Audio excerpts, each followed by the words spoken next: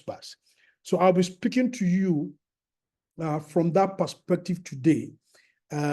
Also leveraging from my experience working in regulated industries in telecoms, my previous life at MTN at Airtel, as chief marketing officer at Airtel, general manager at MTN. So I could relate to some of the telecom issues, and fintech, my last role at OPay as CEO, and previously executive director for retail at FCMB.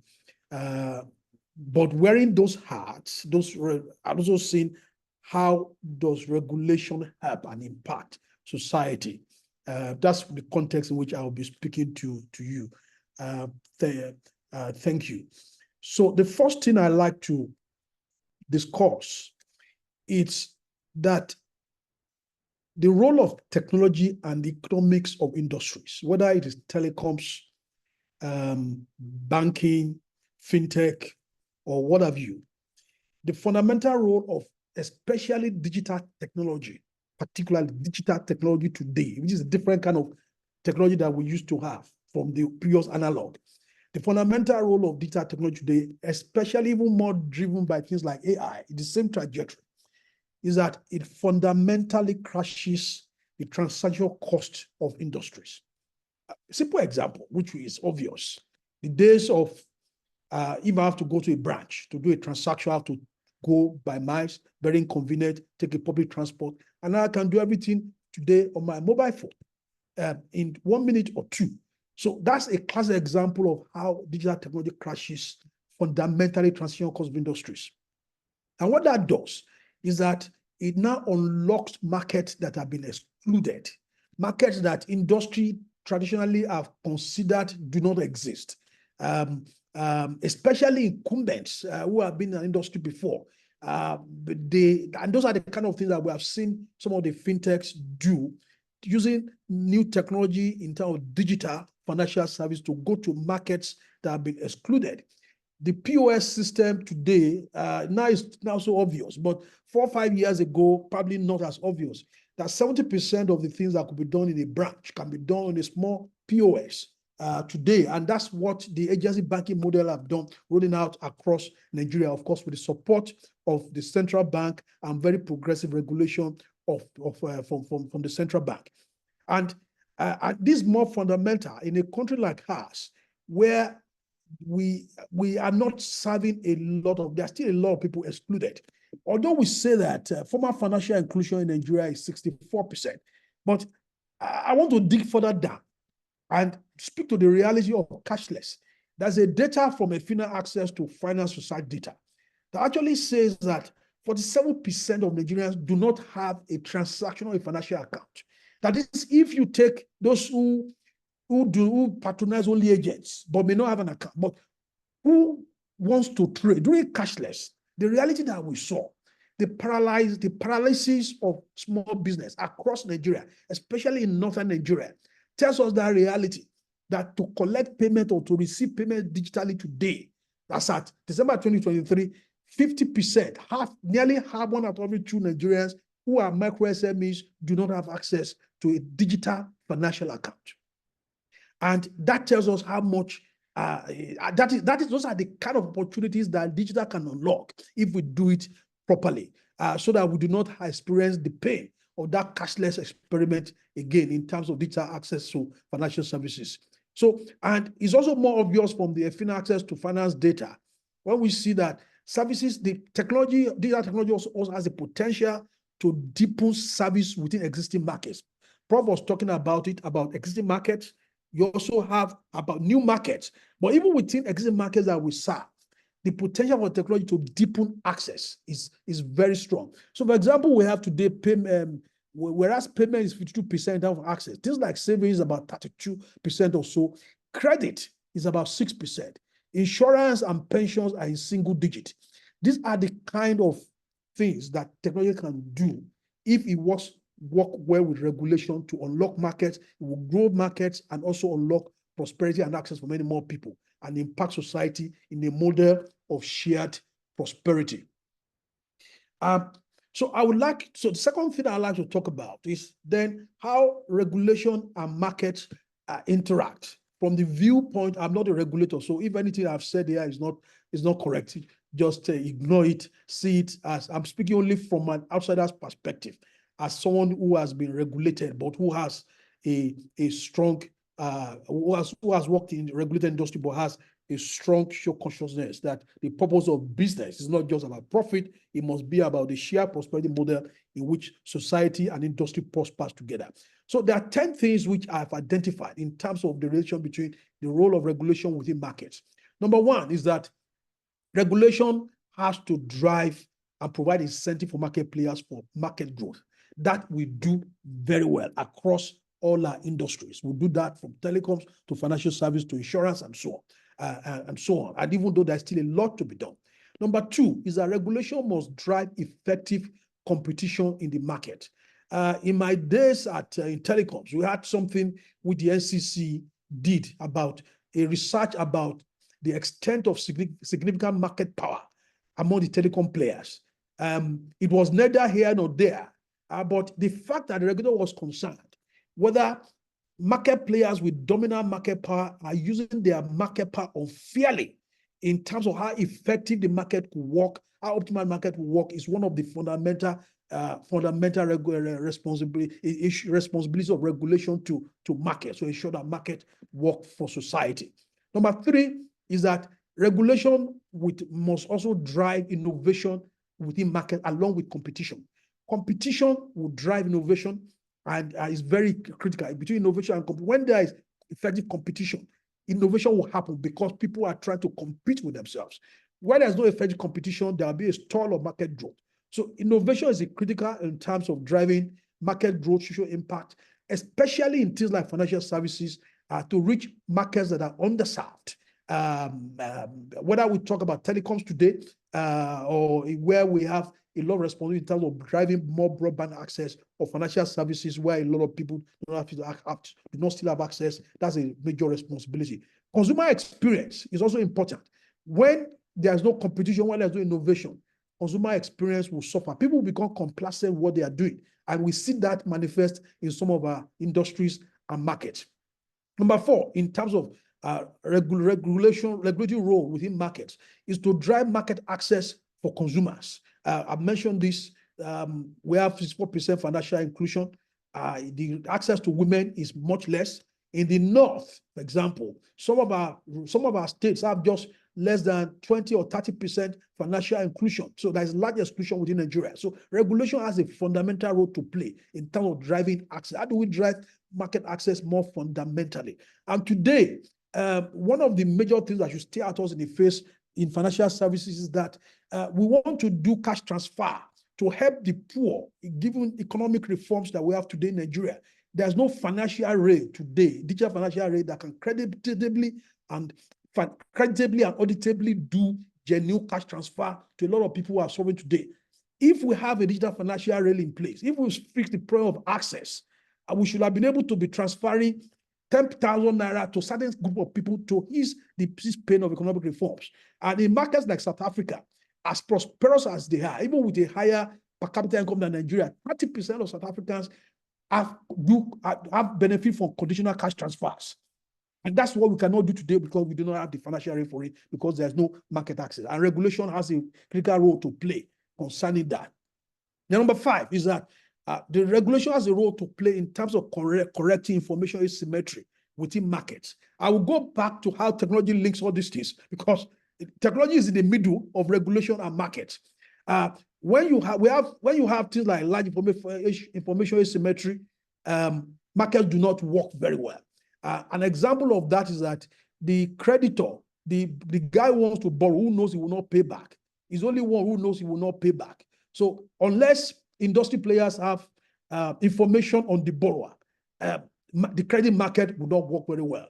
One of the things to reflect on is that how is the credit market in terms of information? How do we increase access to credit information for many more people, make credit bureau system more inclusive, so that we correct the information asymmetry that is not making the credit market work very well. On the other side of that is that we have a situation today in Nigeria where banks, historically, that have banked a lot of people in Nigeria, are holding captive a lot of customers, but they have their deposit, but they're not lending to them. If they have been lending to them historically, access to credit will not be 6%. Regulation has a role to play, leveraging technology to drive correct those kind of information asymmetry and provide access. Because the banks have the information, they aggregate it to themselves, but the fintechs have no access to those information. Some of the progressive regulation we have seen from CBN in terms of how do we have an open banking system where the consumer can elect to say, let my information be accessible by technology to the fintech, so that if the banks will not lend to me, I can access credit from the banks. But what do we need to do? Those are the kind of things that open banking can do. But open banking itself, we need to reflect why is it not working well, what are the issues. But progressively, we are moving in the right direction. So those are some of the things that that regulation can do in terms of driving market access, correcting information asymmetry.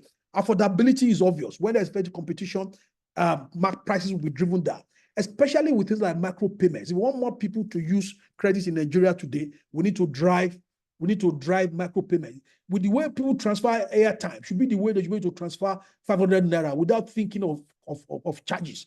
What we see with why businesses like Opay grew with the fintechs, with with free transfer, tells us that pricing affordability is much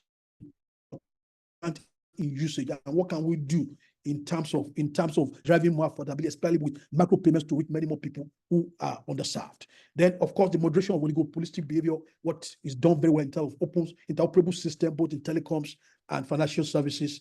Number 8 is I call this moderate the potential for institutional capture by dominant players, so that they capture regulation to work for themselves. One of the things which we need to continuously reflect is that when the incumbents are very strong, the fintechs always say the banks are too powerful. The fintechs always say the banks, they are not in the room. They are the most innovative players, but they're not in the room when major decisions are being taken. We have the committee of bank CEOs that have a stronger relationship, for example, regulators, for example. Then there's the powerful association of licensed telecom operators and their role. How do we ensure that while we are working with them, they also do not capture regulation only for themselves? Those are some of the things to reflect on. Then number 9 is consumer protection. Consumers are atomized, they are individualized. They do not have the organized market power of suppliers, of industry players, or the telco players, or the banking players, or the fintech players. Who will protect them? They do not have associations. Unless the regulators step forward to protect them, they will be shortchanged. And we're seeing a lot of that from Consumer Protection Department in the Central Bank, from NCC, with some of the things they are doing, but more perhaps needs to be done to ensure that the consumers are protected. Number 10, of course, from financial services, financial system stability and trustworthy financial system. While technology must grow, it should be done in such a way to ensure the stability of the financial system. And we in the industry, sometimes we do not see what the regulators see. The regulators, you see a broader picture than the industry. And you can see, okay, it's good for your business, but it's going to create a problem in the financial system. And that's something very important, so that innovation itself does not just work for a company, but also work in an optimal way for society. In all these 10 issues, technology plays very critical market roles, because you see that whether you talk about information asymmetry, you are talking about platforms. Whether you talk about competition, technology is at the heart of many of these 10 issues that I've described in terms of regulation and market. So when technology is used well and well regulated, it works for business and society in an optimal balance of shared prosperity. When technology is not well regulated, it creates oligopolies, it creates entry barriers, it creates low market access, it creates closed platforms, poor customer experience with no consequence for industry players. And we see some of the manifestations of that in some occasions in our industries. And I want to say that the fact that business is fine or doing well does not necessarily mean society is fine. It's important that regulation works for an optimal balance of business interests and society interests. The third group of things that I'd like to talk about is technology industry boundaries and regulation. The technology industry boundaries and regulation. Today, technology has broken down the boundaries of financial and telecommunication industries and media industries. Financial service industry, telecoms, and media. There's a lot of overlap and in between those three industries. There's now a broad definition of specific industry players. An example I will give, I know that NCC and media people, maybe media people are here. To say, for example, YouTube as a business from Google, is it a telecom business or is it a media business? And who should regulate it? That's an example of industry, a new industry leveraging technology that is now sitting in the middle of both telecoms and media. If we are not careful, the media industry regulator for media will not see it.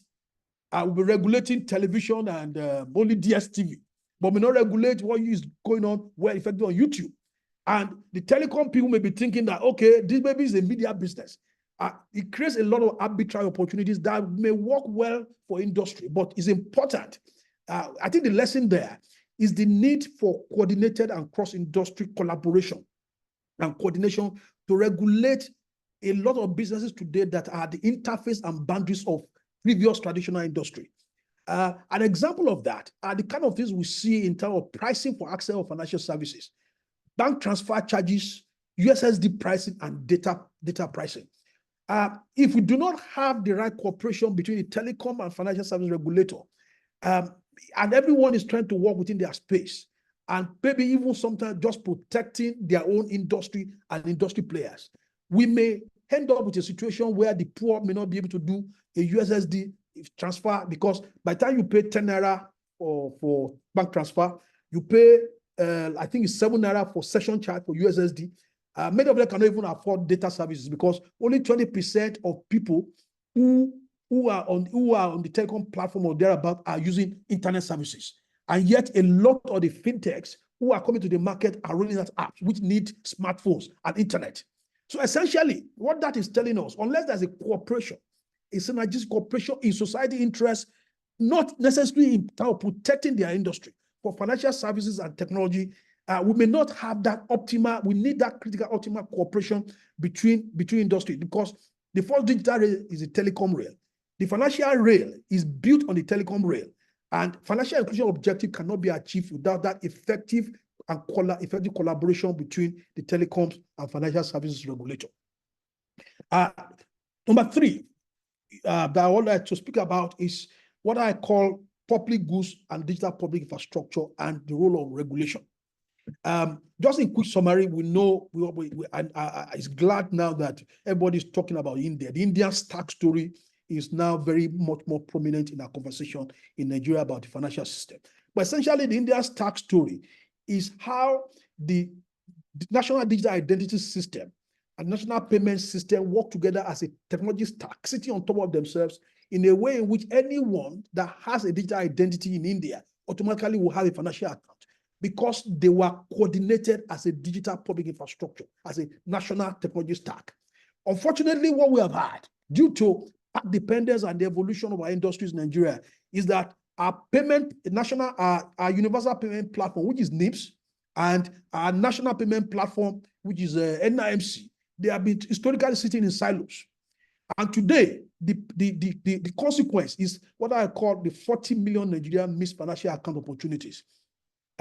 Today, we now have 107 million Nigerians with national identity, according to National Identity Management Commission. Maybe even you back out maybe 1 or 2 children. So we have at least 105 million Nigerians. But number of people with financial accounts today is just about maybe best 65 million. That is a potential 30, 40 million people. If we have had a historical coordination of identity system and payment system as a national public stack, we will not have had this missed opportunity, which is huge.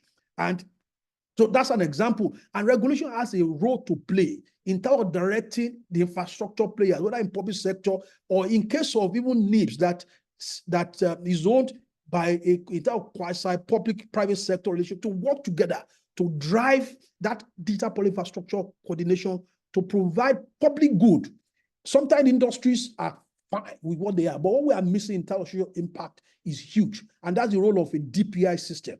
Regulation has to think in terms of how our national public infrastructures are going to work together in complements to drive more public good for society. For example, for our regulators, how can NIMC and CBN work together to say in the next 2 years, let us find those people, those 40 million Nigerians who have identity already, but they don't have financial account. We know where they are, the data is available. How can we find them in the next 2 years so that we bring those 35 million people into the financial system very quickly? It is possible.